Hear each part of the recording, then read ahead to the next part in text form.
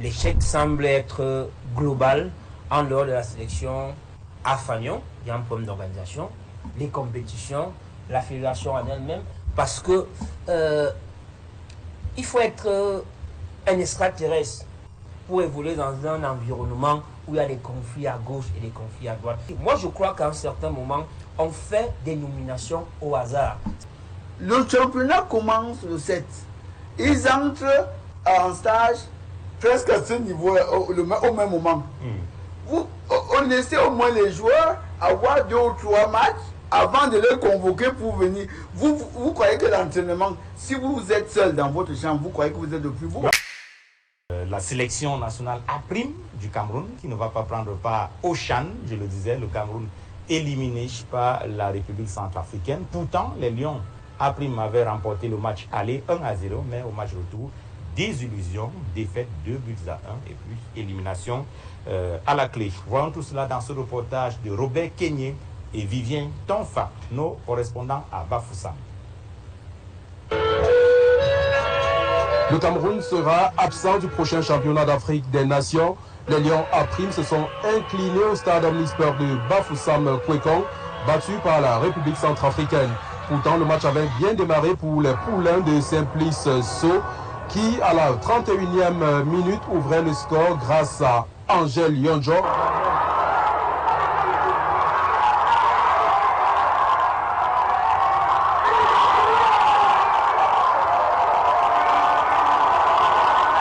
Le Cameroun ne va pas conserver son avance pour longtemps puisqu'à la 40e minute, sur un pénalty de Komanji allait rétablir l'équilibre pour la Centrafrique.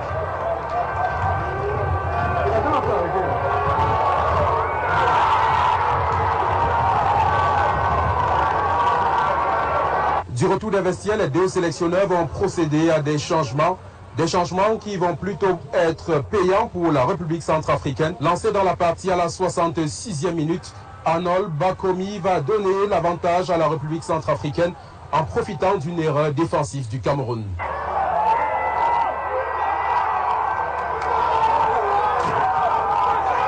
La République centrafricaine va conserver son avantage jusqu'au coup de sifflet final du central congolais Jean-Pierre Guéné.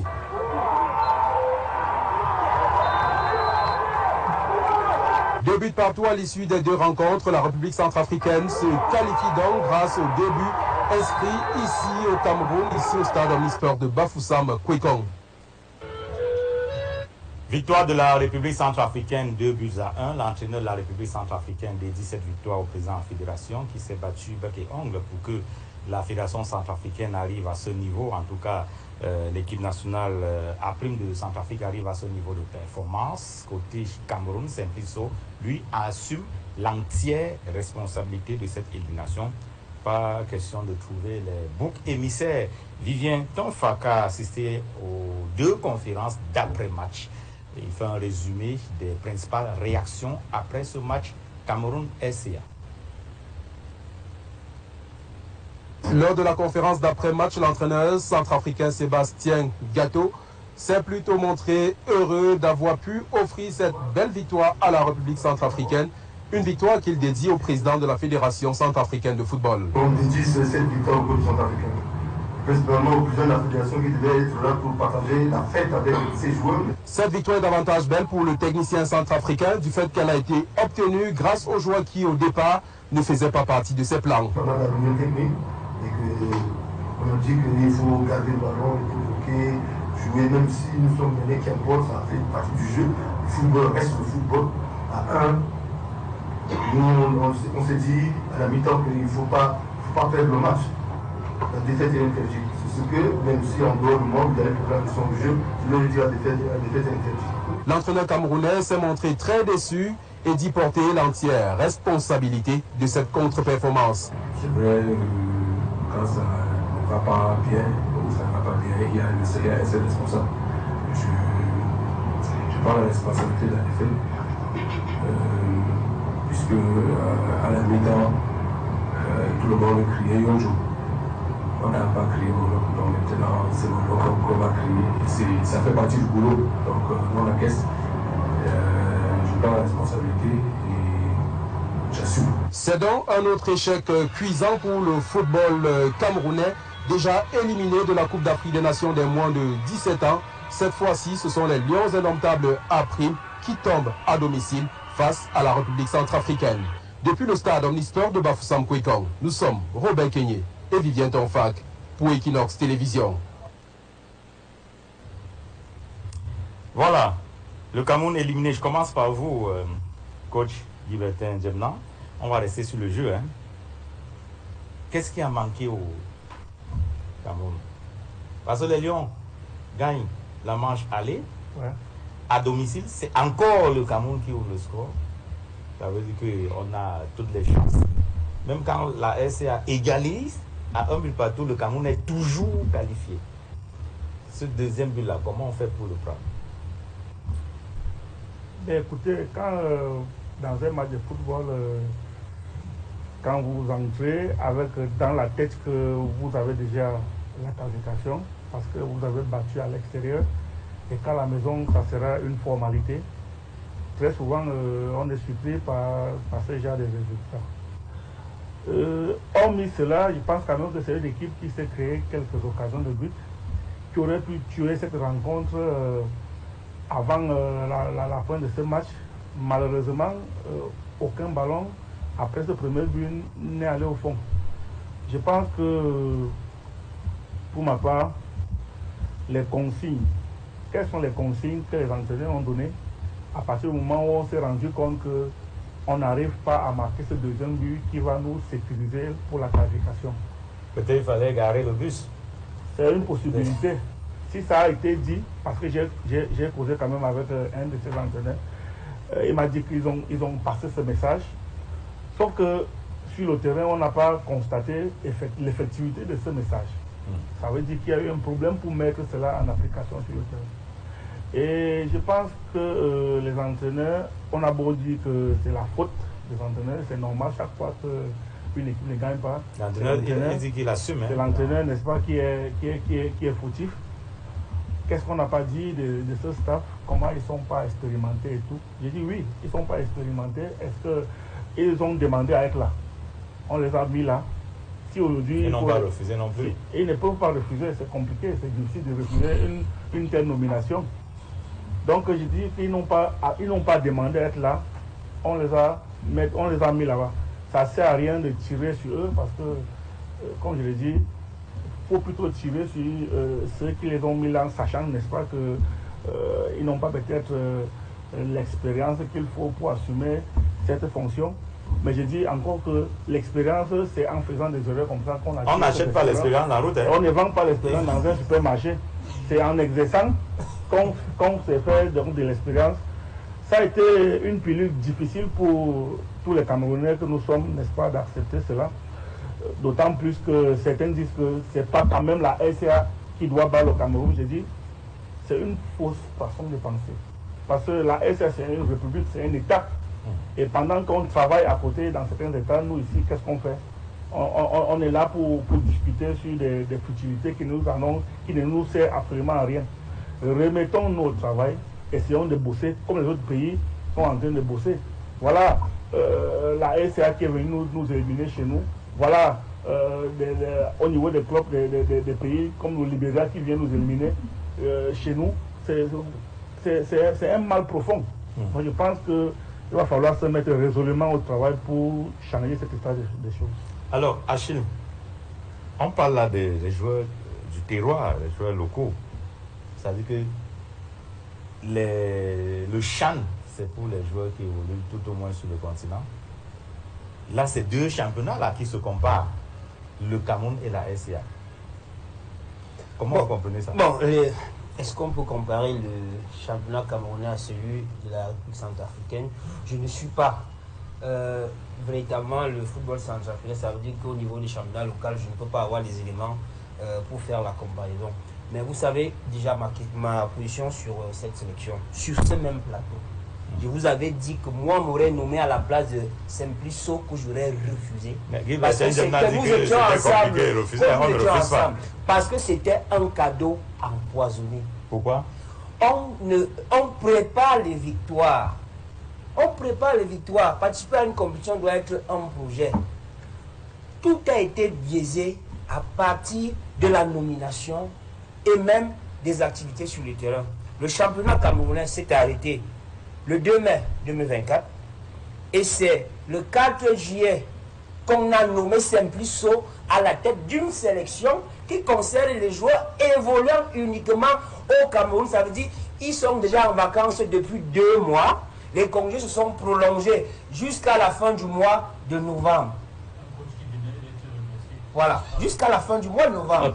Simplisso, si on avait voulu qu'il gagne, on aurait pu le nommer en février, pour qu'il ait eu le temps de voir comment, d'aller observer les joueurs.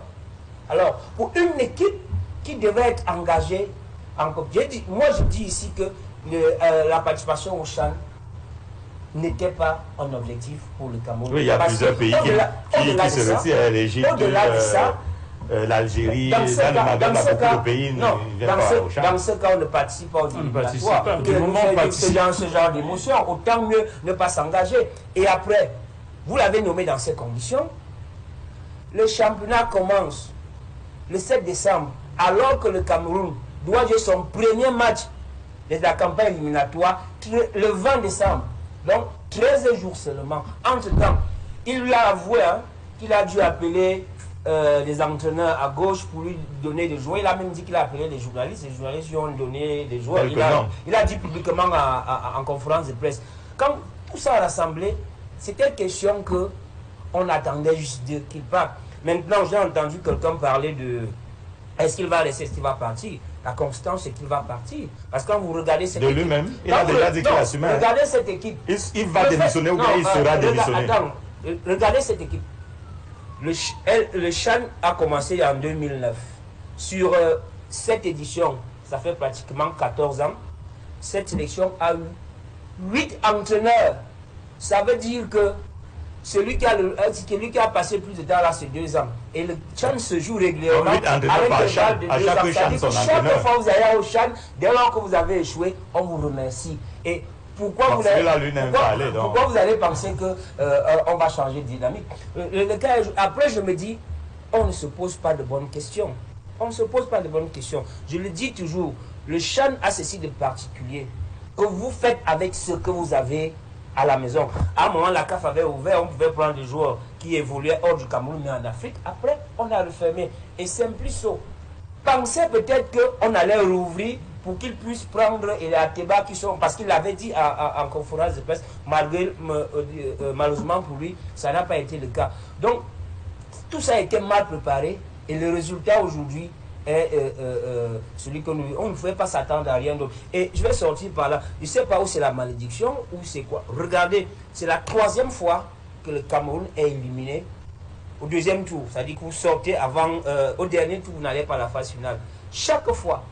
Ce qui est quand même curieux, c'est qu'à l'extérieur, on fait bien. Mais c'est quand on revient jouer à domicile qu'on vient toujours. C'est-à-dire que quand on a les mauvais résultats, je ne comprends pas. Je ne comprends pas. Autre chose. Pourquoi avoir programmé ce match à Bafoussam?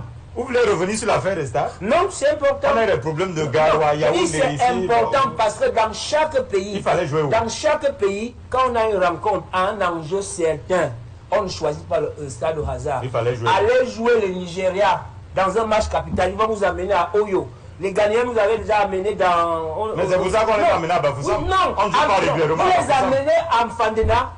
Quand tout le monde vient jouer à Yaoundé, on sait que le Cameroun est presque imbattable. Dans cet endroit-là. Quoi qu'on a un problème. C'est un stade qui ne fait pas le plein. C'est un stade qui ne fait... Je ne vais pas revenir sur certains détails ici. D'accord. Je dis, il y a tout cet ensemble-là. Tout était fait pour que cette équipe ne se qualifie, qu'il n'aille nulle part. Donc, alors, Patriage, je ne me suis pas. Patriage, il a évoqué le problème qu'on avait posé ici. Et je me rappelle ce jour-là, lorsqu'il avait fait sa première convocation, sa première liste, alors que le championnat ne se jouait pas. Et le coach était là, je demandais, mais il a pris les joueurs où? Il n'y a pas de championnat. Il n'y a pas de championnat. Et c'est une sélection qui concerne les joueurs locaux. Où les a-t-il trouvés? Peut-être que là, bon, comme Achille le dit, on a dessiné le diable sur le mur, il a fini par rentrer dans la maison. que les joueurs ont été proposés par les conseillers techniques régionaux. Mais ceux-là même les voyaient où, puisqu'il n'y a pas de championnat, de compétition. Et les managers. Oui, je pense que... Attendez. La question c'était pour le patriarche. Je reviens à vous tout à l'heure. La question c'était pour le patriarche. Que je veux vous dire, vous bavardez trop parce qu'il n'y a rien. Il y a trop de bavardage où il n'y a rien. Je vous dis comment est-ce que je vais vous montrer un peu le miracle de ce match, au-delà de la sélection. Le championnat commence le 7.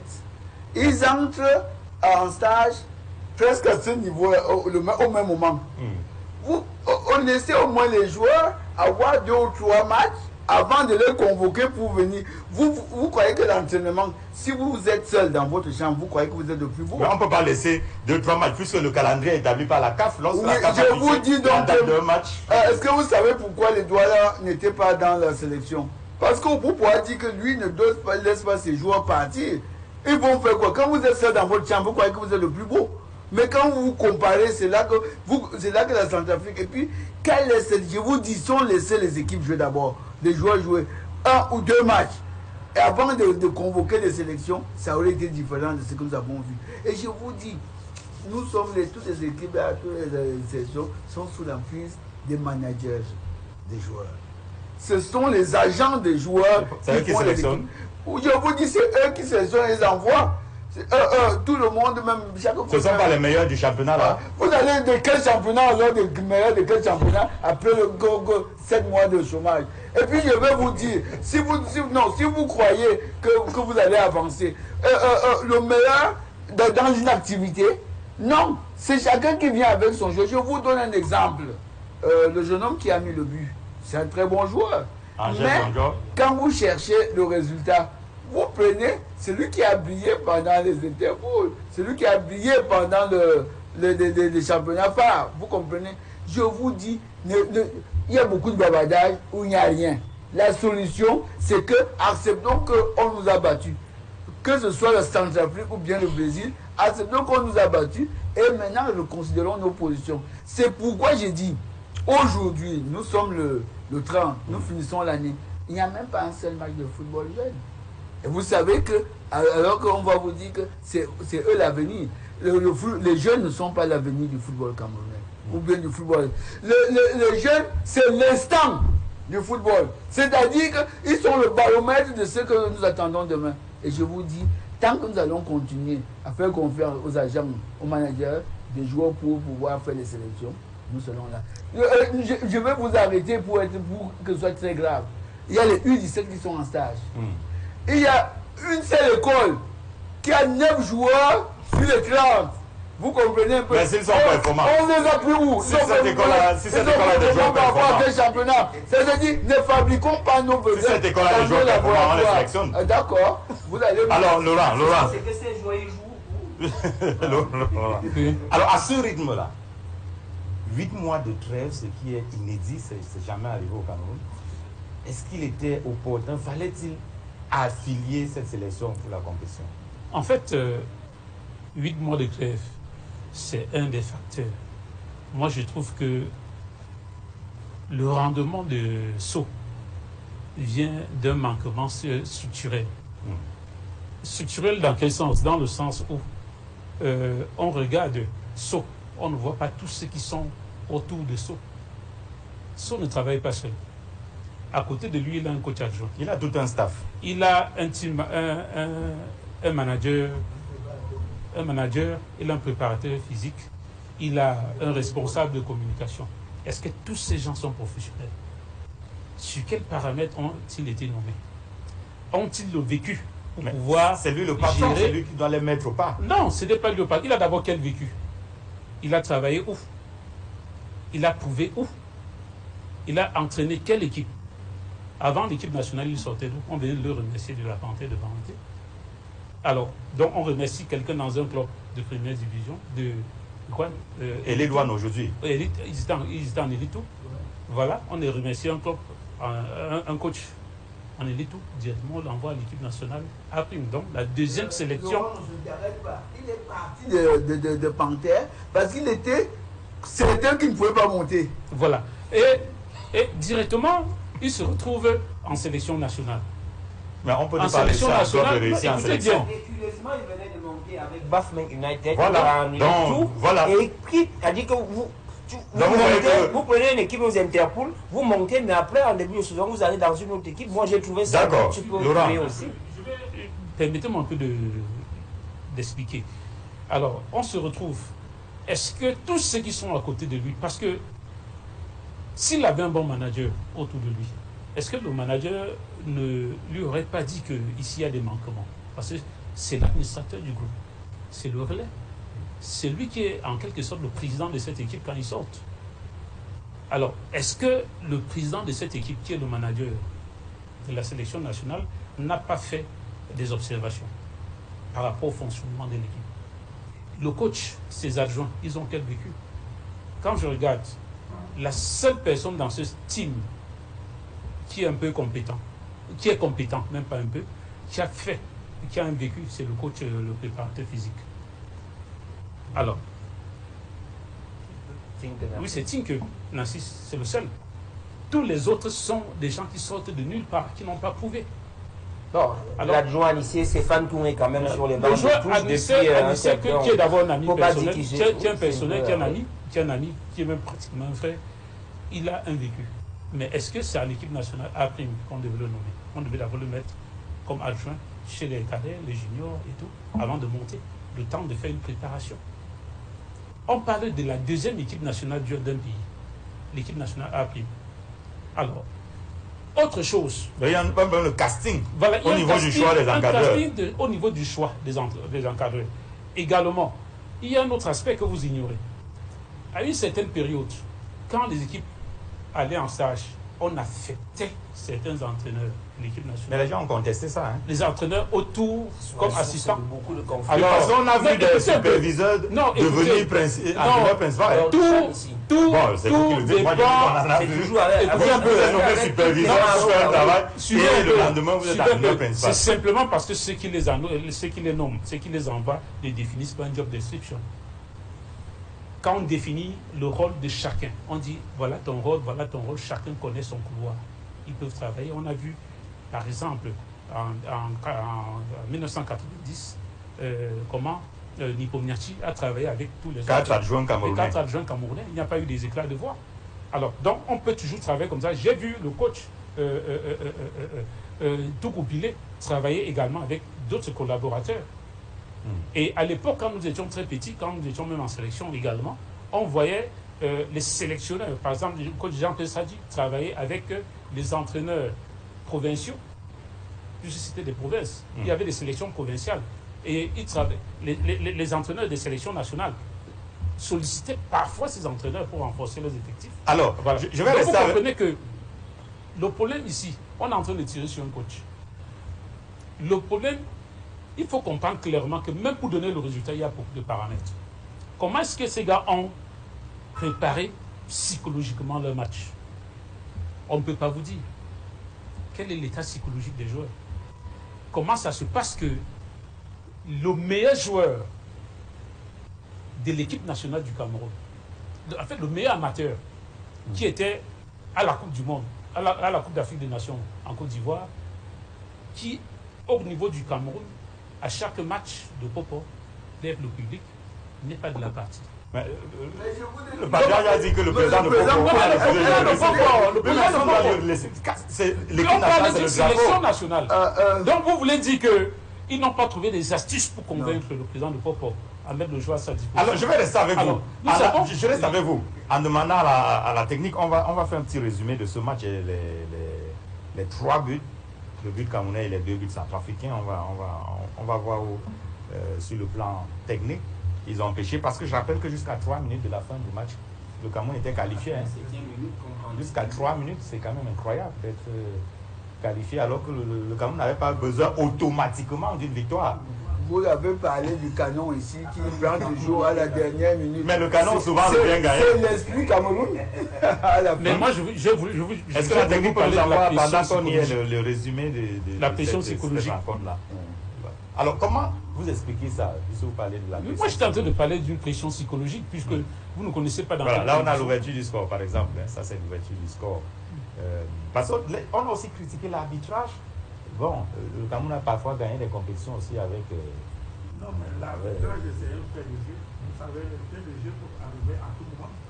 Parce que le Soit pour penalty vous, qui est accordé soit à... contre Et vous. après la faute Donc- qui accorde le penalty, c'est de nouveau du défenseur camerounais qui manque la relance. Parce qu'il aurait Est-ce que- repoussé ce ballon. est-ce que le gardien fait dans la Non, faute aussi? Non. C'est pas parce qu'il y Même a le deuxième but, il y a, je crois, au numéro 8, quel contrôle il avait à faire à vouloir aller à gauche là-bas? Non, Non, mais- il jouait le ballon. Président, Ah, président, oui. vous voyez, quand vous abordez un sujet comme ça, Ouais. vous oubliez que les gars ont fait 7 mois sans compétition, ils sortent du quartier, les gars, les automatismes ne sont pas là.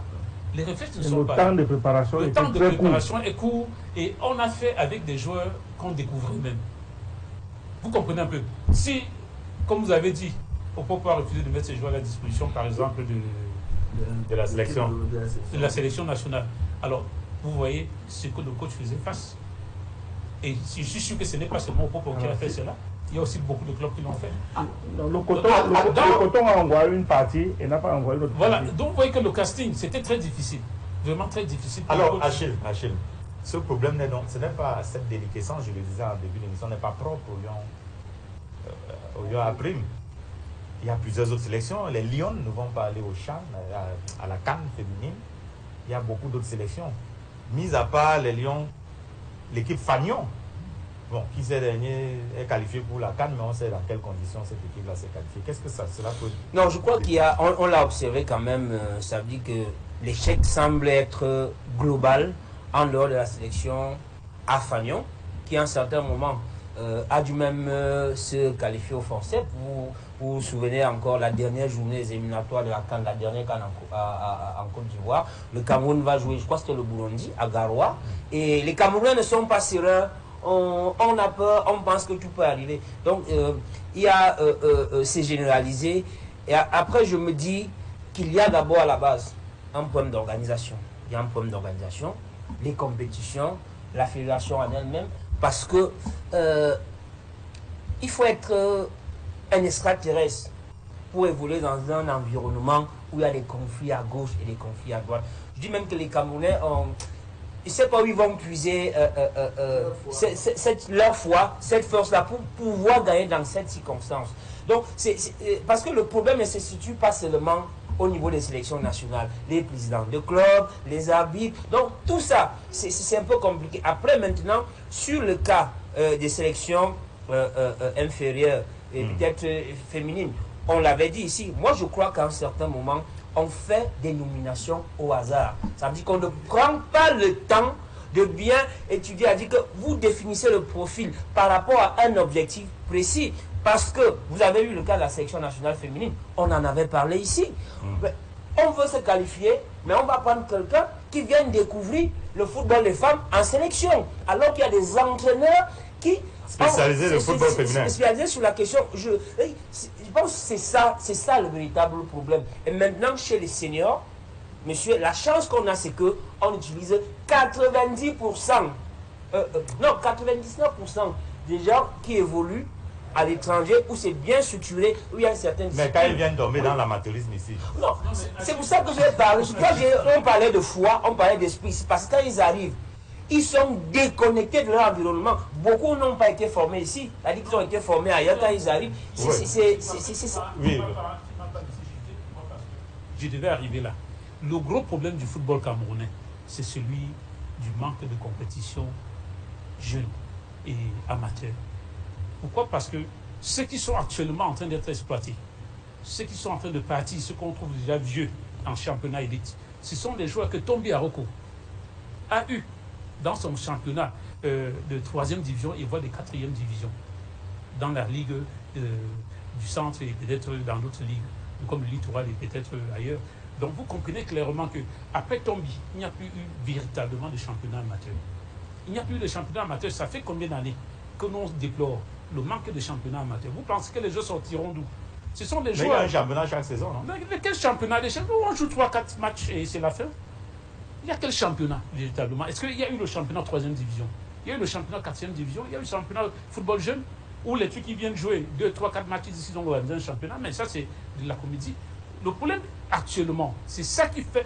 On ne peut pas avoir des joueurs quand il n'y a pas de compétition. Nous parlons des amateurs, des joueurs locaux. L'équipe nationale joue bien parce que Vincent Boubacar sort de l'extérieur, Wu sort de l'extérieur, Onana sort de l'extérieur. On se retrouve avec tous les joueurs qui jouent à l'extérieur. Maintenant, quand on dit les joueurs locaux, on ne peut plus avoir des bons joueurs. Parce que même notre championnat, au niveau de notre championnat, regardez le championnat, quand vous regardez, le niveau est très bas. Vous avez vu, j'ai vu le match de Kribi, le match de Avion contre Atlantique. Mais ça ne vaut pas un match de 3e division de la Ligue du Fundi. Ça ne vaut pas un match de 3e division. Carrément. Je vous le dis, c'est clairement, ça ne vaut pas. Yeah. Quand je me souviens, il y avait des matchs quand Léopold Wolo organisait la D3 ici. On vous disait Espoir contre Jeunesse Star, Étoile jaune de Boisserie contre il y avait qui là, l'équipe de professeur Tsala ou n'importe quelle équipe. Il y avait contre Unité même. C'était des grands matchs. Je me souviens qu'il y avait des matchs ici à l'Omnisport où les gens préféraient ne pas aller entrer au stade et se limiter au stade Annexe 1 pour voir les enfants jouer. Et c'est là où sont sortis les Mbami modestes, la Achille Mana, les gens de Makoun, toutes ces vagues, c'est la même promotion. Alors, quand vous regardez là actuellement, vous pensez que le football camerounais nous présente quoi? Bon, on a un entraîneur sur le plateau. Hein. Non, mais je parle de ce qui est vrai, lui-même sait. Nous avons c'est eux qui travaillent ces joueurs au quotidien. Vous êtes en train de dire qu'ils ne font rien. Non, est-ce qu'en première division, on forme les joueurs? Est-ce qu'on forme les joueurs en première division? C'est un problème d'organisation. Oui, voilà. Ils sont en train de décrire l'organisation. Parce que c'est au travers d'une bonne organisation que les entraîneurs peuvent mettre à profit les enfants qu'ils forment. Oui, Patrick. Parce que je pense. Non, mais je vous dis, vous savez pourquoi on nous a battus? Pourquoi vous insultez même les arbitres tchadiens? Ils sont venus, ils se sont débrouillés pour joindre Bafoussam. C'est-à-dire que quand les arbitres sont accueillis comme n'importe qui, on envoie un chauffeur aller les accueillir, même pas un ancien international les accueillir. Vous voulez dire quoi? Il fallait amadouer les arbitres. Pas les amadouer, mais quand même donner leur de l'importance. C'est pour ça qu'il y a les pénalités. Je vous dis que si je suis fâché à mon arrivée, vous comprenez un peu. C'est pour ça qu'il y a ces pénalités. J'arrive, vous me mettez dans une Yaris. J'arrive, vous me mettez dans une Yaris pour aller dans mon hôtel où j'arrive au Zaria, je ne siffle pas. Je vous dis que vous parlez toujours d'aspect psychologique des faits. Cet homme-là, même si quand lui voit à peu près quelque chose, il dit ces gens-là même m'ont pris pourquoi. Il pose. Je vous le dis. Je vous dis que ce n'est pas. On n'entretient pas quelqu'un forcément pour qui vous êtes. Vous savez, un jour j'ai déclaré que mes pires ennemis dans le football, c'est les arbitres. Mais les arbitres, je leur demande de bien diriger mon match, un point trait. C'est ce qu'on envoie un arbitre, leur dit dirige bien le match. On ne veut même pas que tu nous aides. Nous allons nous en sortir. Bon, il faut entendre dirige bien là autrement, hein. Ça peut sonner. Non, je vous dis, est-ce que je lui donne l'argent? Est-ce que tu sais que dans 2 ans, on peut avoir des joueurs comme ils seront tous partis. Le championnat professionnel. Tous ces joueurs seront vieux. La relève sortira d'où? Puisqu'il n'y a pas de championnat amateur. Il n'y a pas de championnat jeune. Et Cyril, ce qu'il dit est tellement pertinent que je prends un exemple de Semences Olympique qui joue en 3e en Ligue départementale. Nous sommes entraînés pendant 1 an. On a joué dans une poule de 5. On a fait 4 matchs. Le championnat est fini. Non, je vous dis, on a fait 4 matchs. On a gagné 1 et on a fait 3 matchs. Donc on a fait une année sans défaite. Et puis, on n'a pas été qualifié et on nous dit que c'est fini. Maintenant, je suis prudent. Même pour payer les licences. Je vous dis, je suis prudent. Même pour payer les licences. Je me retrouve avec un surplus de 200 000 francs de licence que j'ai jeté. Maintenant, j'achète la licence pour quand il faut que les enfants jouent. C'est-à-dire, si on me dit que les 15 ans jouent demain, je prends mes 15 ans, je paye 10 licences, allez jouer. Je vous dis ça sincèrement. Parce que je vous dis, c'est une question pas seulement d'organisation. Et le football se maintient par le jeu. Et le football, c'est comme l'enseignement. Si tu cesses, celui qui cesse d'apprendre, d'enseigner. Ça veut dire que si tu n'es pas régulièrement sur le terrain, arrête, change, devient coordonnier. On reviendra. En vrai que moi, pratiquement, dans ma structure, j'ai arrêté, ça fait 2 ans. Voilà. Parce que je me suis entraîné 8 mois, on est venu jouer 4 matchs et après, c'est fini. Sans faire 1 mois, on vous demandait encore déjà de payer les affiliations et payer les licences. J'ai dit non. Également, ma structure, ça fait 3 ou 4 ans que j'ai arrêté. Pourquoi? Parce que il n'y a pas de compétition. Problème d'organisation. Vous avez une vague d'environ 120 enfants répartis sur plusieurs catégories que vous travaillez chaque jour, mais en fin de saison, vous vous rendez compte qu'on n'avait pas de 5 matchs. Alors, je rappelle que les 18 qualifiés pour le CHAN sont connus. Et le CHAN va se dérouler du 1er au 28 février 2025. Pascal Atanga disait qu'au moins, à cette période-là, il n'y aura pas d'arrêt de championnat. Le Cameroun n'étant pas qualifié pour le CHAN.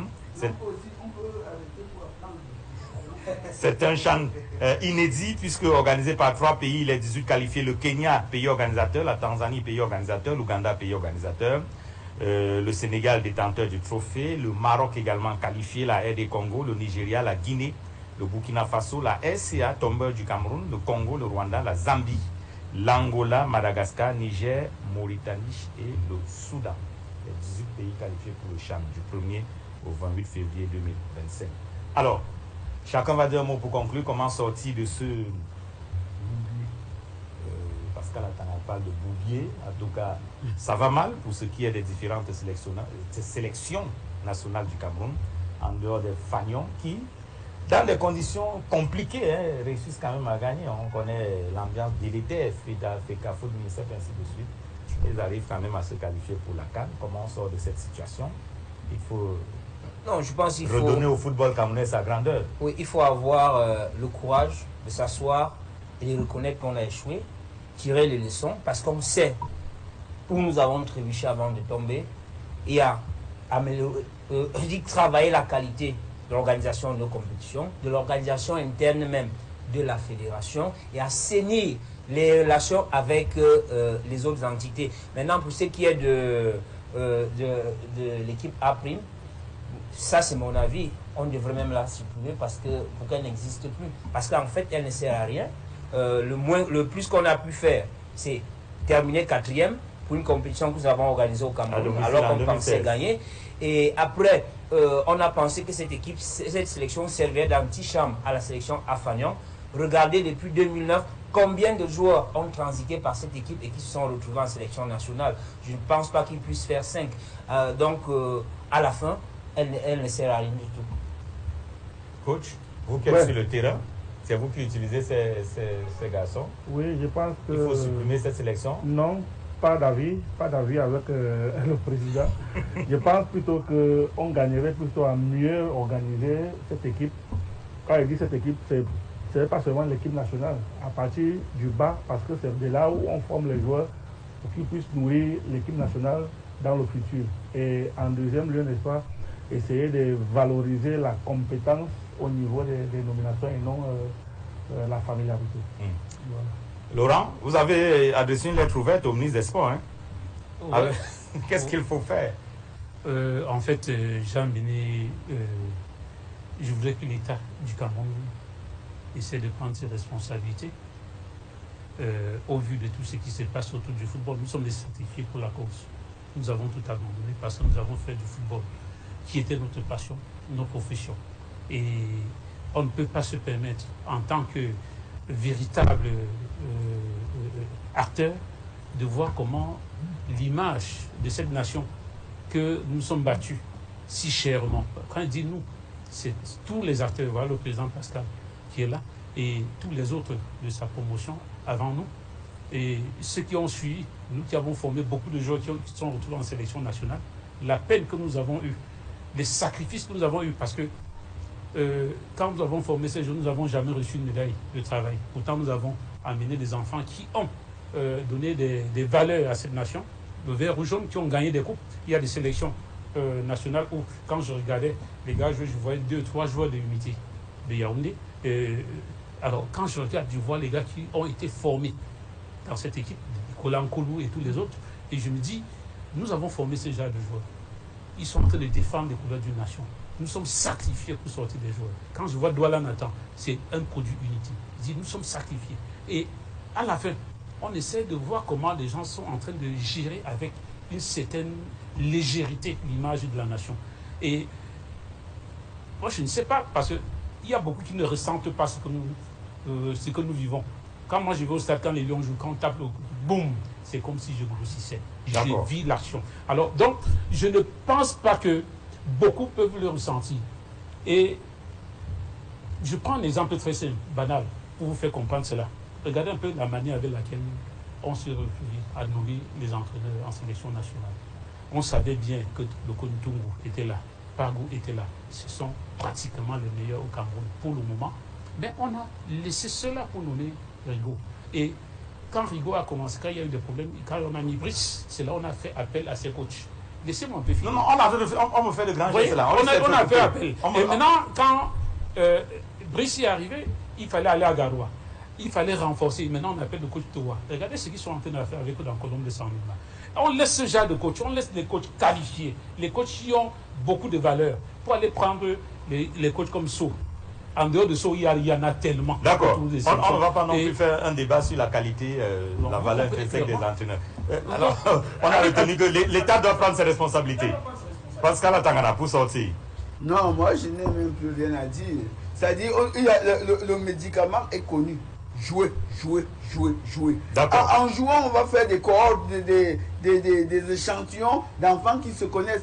Vous savez, quand nous, on était à l'école dans les années 70, on savait, on ne demandait pas l'âge à quelqu'un, on savait dans quelle classe tu étais, on définissait avec qui nous sommes. Si on ne joue pas, ça ne vaut pas la peine. Merci à tous les quatre d'être venus sur le plateau de 100% Foot.